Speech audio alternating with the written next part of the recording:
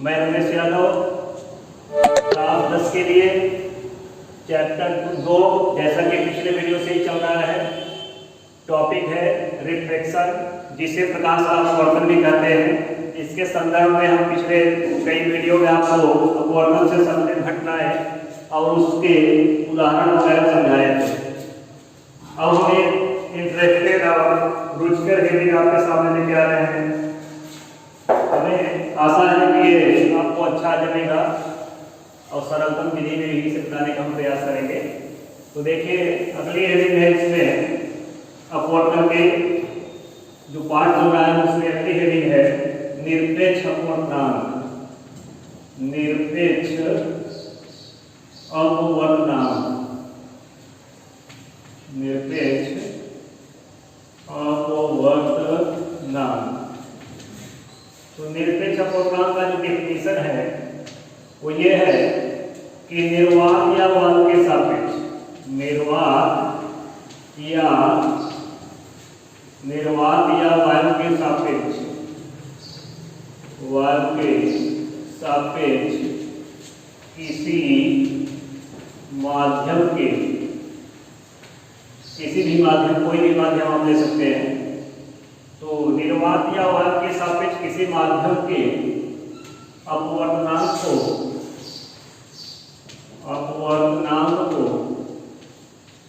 निरपेक्ष अपवर्तनांक कहते हैं। निरपेक्ष अपवर्तनांक कहते हैं। डेफिनेशन नोट कर लेंगे। निर्वात या वायु के सापेक्ष, निर्वात मीन्स होता है जहां एयर न हो, और वायु का मीन्स होता है एयर। निर्वात हो या वायु हो, उसके सापेक्ष किसी भी माध्यम का अगर हम अपवर्तनांक लिखते हैं तो उसी को कहते हैं निरपेक्ष अपवर्तनांक। जैसे निरपेक्ष अपवर्तनांक में जैसे ANG, तो देखिए हमने वायु के सापेक्ष कांच का अपवर्तनांक दिया है, यानी वायु पहले लगा हुआ है आगे। तो वायु के सापेक्ष किसी माध्यम के अपवर्तनांक की अगर हम तुलना करते हैं तो ऐसे अपवर्तनांक क्या कहलाएंगे? निरपेक्ष अपवर्तनांक। जैसे ANW, W मीन्स वाटर, यानी वायु के सापेक्ष जल का अपवर्तनांक है ANW। इसी प्रकार से कोई दूसरा लिक्विड अगर आपके सामने है ANL लिख सकते हैं कि वायु के सापेक्ष किसी लिक्विड का अपवर्तनांक। तो इस प्रकार से आपने देखा कि निर्वात या वायु के सापेक्ष किसी भी माध्यम के अपवर्तनांक को निरपेक्ष अपवर्तनांक में कैसे हम लिखते हैं। अब यहाँ बात में आती है कि जैसे वायु से देखिए अपवर्तन की क्रिया में आपको बताया गया है कि प्रकाश की किरण वायु से आ रही थी, अभिलंब से काफी दूर से आई, क्योंकि ये किरण माध्यम है, वायु किरण होता है। और अगर ये जल में प्रवेश करती है ये किरण, तो ये अभिलंब की ओर झुक जाती है, क्योंकि जल जो होता है एक सघन माध्यम है, वायु के सापेक्ष सघन माध्यम दिया जाता है। इसे वन कहते हैं, इसे टू कहते हैं। तो इसे एयर को E से संकेत करते हैं और जल को जो होता है वो W से। अब यहाँ पे अगर हम निरपेक्ष अपवर्तनांक के द्वारा प्रकाश को दर्शाना चाहें तो यहाँ पे हम देंगे ANW का जो वैल्यू है वो कह सकते हैं, जो निरपेक्ष अपवर्तनांक का मान होता है वो दोनों माध्यमों में प्रकाश की चाल की तुलना किया जाता है। तो जब ANW लिखेंगे तो यहाँ लिखेंगे A पहले है, लिखेंगे AN में, तो वायु में प्रकाश की चाल, वायु में प्रकाश की चाल डिवाइडेड बाय जल में प्रकाश की चाल, जल में प्रकाश की चाल। यानी चाल का बदलना ही अपवर्तनांक होता है। तो हम चाल से तुलना करेंगे निरपेक्ष अपवर्तनांक की। तो जो पहले माध्यम लगा रहेगा वो एयर है, आप देख ही रहे हैं। दूसरा माध्यम जिसमें प्रकाश को जाना है, जहाँ अपवर्तन होना है, वो यहाँ पे लिखा हुआ है। तो हमेशा दूसरे माध्यम को नीचे लिखेंगे और एयर को हमेशा ऊपर लिखेंगे। तो इसे हम कह सकते हैं कि ANW बराबर हो जाएगा CYV। C मीन्स होता है वायु में प्रकाश की चाल, और V जो है वो माध्यम में प्रकाश की चाल है। किसी भी माध्यम में अगर W यहाँ बगल में लिखते तो वाटर में हो जाएगा प्रकाश की चाल। यही निरपेक्ष अपवर्तनांक का फार्मूला है।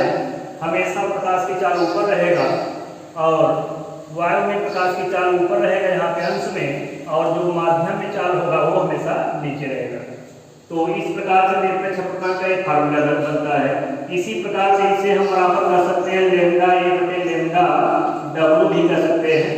यानी ये प्रकाश का तरंग दैर्घ्य है। प्रकाश अगर एयर में चल करता है तो उसका तरंग लैम्डा बोलते हैं, और अगर वही जल में प्रवेश करता है तो इसका तरंग हम लोग बोलते हैं लैम्डा डब्ल्यू। ये सब फार्मूले निरपेक्ष अपूर्णांक के हैं, आपके फार्मूले ऐसे बनते चले जाते हैं। तो ये हुआ निरपेक्ष अपूर्णांक की चर्चा। कुछ पदार्थों के निरपेक्ष अपूर्णांक हम सामने लिख रहे हैं, उनको आप एक नोट्स में बना लेंगे और याद भी कर लेंगे, इनकी गणना आपको वेतन में आता है।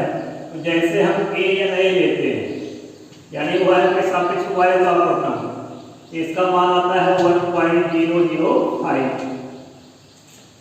अगर यहाँ पे हम ANW लेते हैं, इसका मान होता है 4/3 अर्थात 1.33 के समथिंग होता है। इसी प्रकार से ANG का मतलब होता है वायु के सापेक्ष कांच का अपूर्णांक, वो 3/2 होता है, इसे 1.5 लिख सकते हैं। तो ये तो हुआ कुछ पदार्थों के अपूर्णांक जो आपके सामने इसी प्रकार से ग्लिसरीन है, कागज है, तमाम पदार्थों के अपूर्णांक होते हैं, लेकिन मेन यही 3 आपको याद करना, यही आपके न्यूमेरिकल में बार बार आते हैं। तो देखिए निरपेक्ष अपूर्णांक संबंधित एक चित्र बना लीजिए, इसका सूत्र भी लिख लीजिए, आपके सामने फार्मूला में लिखा भी है लैम्डा बटे लैम्डा डब्ल्यू। अब हम किसी वस्तु को द्रव में डुबा करके, जब द्रव में डुबाते हैं तो वो अपने स्थान से कुछ ऊपर नजर आती है, अर्थात अपने स्थान से कुछ उठी हुई नजर आती है ऊपर। जैसे कोई मछली है पानी में, तो अगर वो उसे हम देखते हैं बाहर से तो कैसे दिखाई देती है, ऐसा लगता है कि वो सतह के पास में है और हम हाथ को डाल करके पानी में बस उस मछली को पकड़ लेंगे। लेकिन जब हम हाथ डालते हैं उस पानी में तो मछली कहीं की बजाय कहीं रहती है। एक घटना हमें अपवर्तन के कारण भ्रम हो जाते हैं। तो वास्तविक गहराई और आभासी गहराई के संबंध में हम आपको अभी उसका फार्मूला लिखते हैं निरपेक्ष अपूर्णांक के रूप में।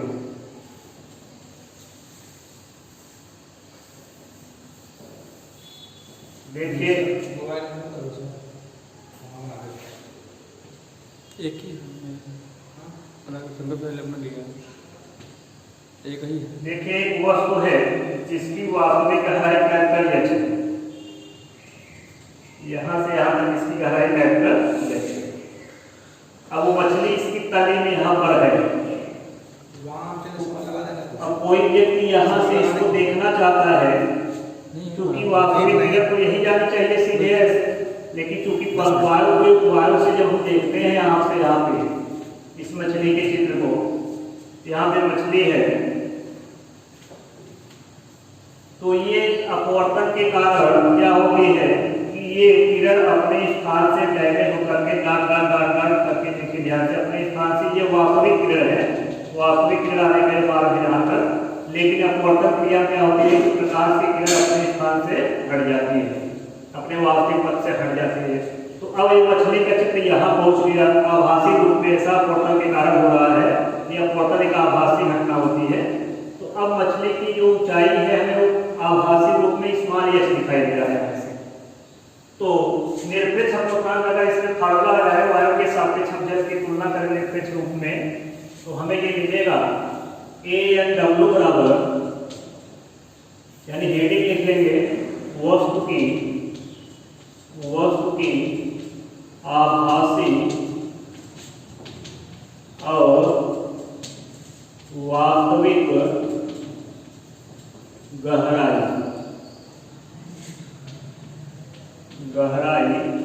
यानी जल में, यानी जल में वस्तु की आभासी और वास्तविक गहराई, ये आपकी हेडिंग होगी। उसी चीज को हम यहाँ दिखाने का प्रयास किए हैं। ये कैपिटल एच वास्तविक रूप में मछली यहाँ पे कैपिटल एच गहराई नीचे है, लेकिन अपवर्तन की क्रिया कारण प्रकाश किरण वहां से तो आंख से हमारे आई देखने में, लेकिन अपने वास्तविक रास्ते से हटके वो कुछ ऊपर हो गई, अर्थात तो मछली का आभासी चित्र यहाँ पे दिखाई दे रहा है। इस बिंदु पे देखिए ध्यान से, हम अगर A से प्रदर्शित करें, इसको C से प्रदर्शित करें, तो ये अपने स्थान यानी C से हटके B स्थान पे दिखाई दे रही है। तो इस प्रकार से अगर निरपेक्ष अपूर्णांक के रूप में हम इसमें फार्मूला लिखें, ये सवाल इस पे आ जाता है कभी कभी, ANW बराबर में मिल जाएगा, ध्यान से देखिएगा, तो मिलेगा हमें इस सूत्र में आभासी गहराई बटे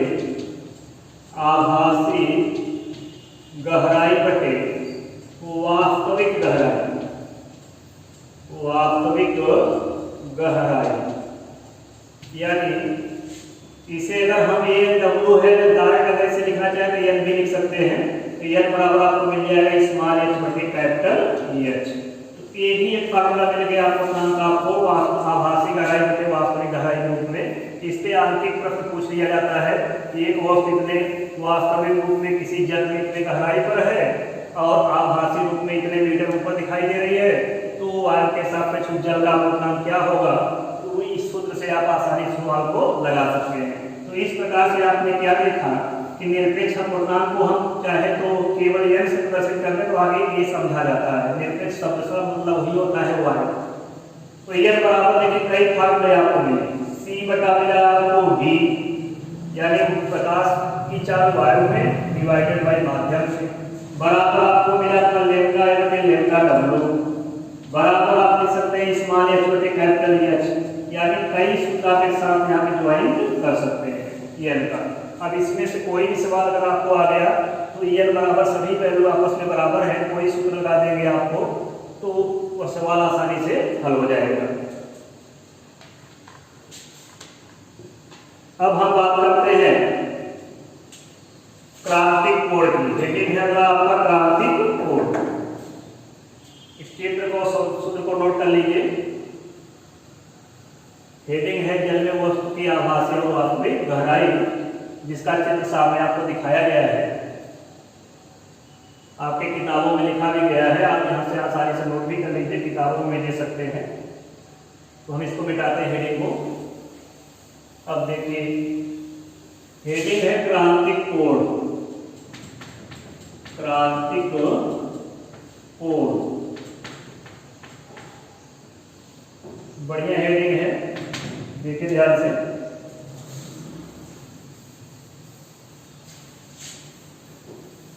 अब हम करते क्या है कि निरपेक्ष अपवर्तनांक के लिए वही माध्यम का चित्र लेते हैं। इसमें जो पहला माध्यम है वो एयर है, वायु है, और दूसरा जो माध्यम है वो कांच है। कांच को ग्लास भी कहते हैं, ग्लास, जी से डिनोट करते हैं। वायु के एयर कहते हैं, इसे ए से डिनोट करते हैं, बताया गया है। तो अब हम देखते क्या है कि जब ये कांच है तो ये सघन माध्यम है। सघन माध्यम का मतलब जिसमें प्रकाश का चलना फिरना आसान नहीं होता है, प्रकाश को चलने में कठिनाई महसूस होता है, उसे सघन माध्यम कहते हैं। और जहाँ प्रकाश को चलने फिरने में आसानी होता है, प्रकाश की चाल ज्यादा होती है, वो विरल माध्यम होता है। तो सघन माध्यम से देखिए प्रयोग के द्वारा हम बता रहे हैं यहाँ पे। तो जब सघन माध्यम में प्रकाश की किरण चलेगी तो वो अभिलंब के नजदीक से चलेगी। देखिए ध्यान से रिपोर्ट की चलेगी, नजदीक से अभिलंब के जा रही है। लेकिन विरल माध्यम में इसे आसानी होगा, इसकी चाल बढ़ जाएगी तो ये अभिलंब से दूर भाग जाएगी। देखिए ये कोण बड़ा हो गया, इसके सापेक्ष में ये कोण बड़ा है, यानी आपतन कोण के सापेक्ष में अपवर्तन कोण बड़ा नजर आ रहा है। अगर इस कोण को थोड़ा सा हम और बढ़ा दें तो ये अपवर्तित किरण और भी भाग जाएगी। अभिलंब से देखो दूर भाग रही है अपवर्तित किरण द्वारा। इस कोण को हम थोड़ा सा और बढ़ा दें, ऐसे बढ़ाते रहें तो ये स्थिति ऐसी आएगी कि वह प्रकाश की किरण इस अंतरा पृष्ठ पे, इसे अंतरा पृष्ठ का मतलब होता है जो दो माध्यम को अलग करता है। तो अब क्या देख रहे हैं कि प्रकाश की किरण यहाँ तो कोण बढ़ाते चले गए हैं उनके ध्यान से अभिलंब से आपतन कोण को, लेकिन प्रकाश की किरण अंतरा पृष्ठ से होकर ऐसे सीधे निकल गई। तो इसका मतलब हुआ कि ये वाला कोण जो था अपवर्तन कोण ये 90 डिग्री का हो गया, क्योंकि ये सघन माध्यम में कोण कम होगा, अभिलंब के नजदीक किरण आएगी। लेकिन विरल माध्यम में क्या देख रहे हैं कि ज्यादा किरण यहाँ विचलित होती है अभिलंब से, जिससे धीरे धीरे ये कोण बढ़ के कितना हो गया 90 अंश का हो गया। क्योंकि 90 अंश का राइट एंगल आप जानते हैं, एक्स एक्सिस और वाई एक्सिस के बीच में सीधे लगभग 90 अंश का कोण बनता है। ये लंब है ही है, ये एक्स एक्सिस आपका है ही है। ये कोण कितने का हो गया 90 डिग्री का, लेकिन अब ये 90 डिग्री नहीं हुआ है। तो इसका मतलब एक बात ध्यान निकल के आ रही है कि जैसे जैसे हम सघन माध्यम में आपतन कोण का मान बढ़ाते जाते हैं वैसे वैसे आप क्या देख रहे हैं कि विरल माध्यम में अपवर्तन कोण का मान बढ़ता जा रहा है।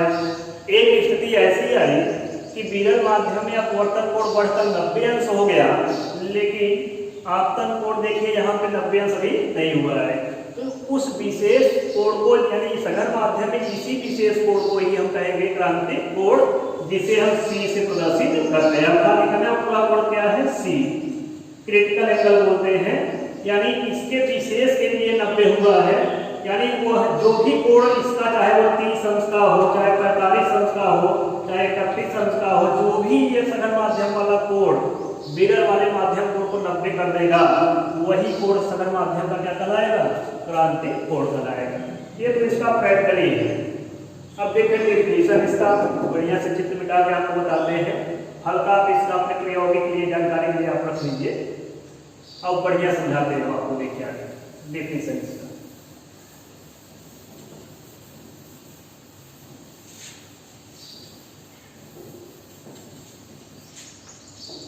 ये तो एक प्रयोग था। अब देखिए इसका वास्तविक परिणाम था कि हम तो प्रयोग में इसको कोण को यहाँ तक लाए थे, आपतन कोण को इस तरीके से, और आपने देखा क्या था कि अपवर्तन कोण बढ़कर कितना हो गया था, 90, यानी अपवर्तन कोण याद वाला कितना हो गया था, 90 अंश। और आपतन कोण आई बराबर क्या था, C। तो ये 90 हो गया, लेकिन ये 90 नहीं हुआ है। ये कौन सा माध्यम है, सघन माध्यम, इसीलिए ये 90 नहीं हुआ कि अभिलंब वैद्युतिक किरण आती है। ये क्या था, कांच। ये क्या है आपका विरल माध्यम एयर, एयर मतलब ए, इसे बोलते हैं विरल माध्यम। अब समझ आ गया होगा, तो परिभाषा नोट करेंगे। जब प्रकार कहेंगे सघन माध्यम में उस विशेष आपतन कोण को, देखिए आपतन कोण है लेकिन विशेष कोण है, बहुत सर्च करने के बाद एक कोण मिला हुआ है जिसके लिए 90 हुआ है। तो सघन माध्यम में उस विशेष आपतन कोण को जिसके लिए विरल माध्यम में अपवर्तन कोण 90 अंश का हो जाता है, ऐसे विशेष कोण को, सघन माध्यम वाले ऐसे विशेष कोण को क्रांतिक कोण कहते हैं। परिभाषा नोट करेंगे।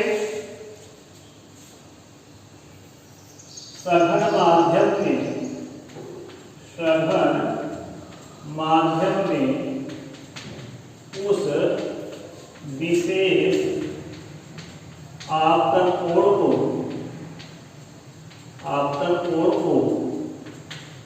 जिसके लिए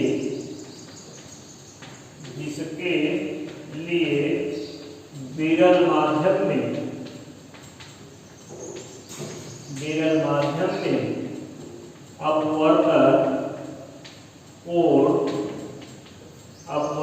कोण का मान 90 अंश हो जाता है, 90 अंश हो जाता है, उसे क्रांतिक कोण कहते हैं, उसे क्रांतिक कोण कहते हैं। इसे C से प्रदर्शित करते हैं।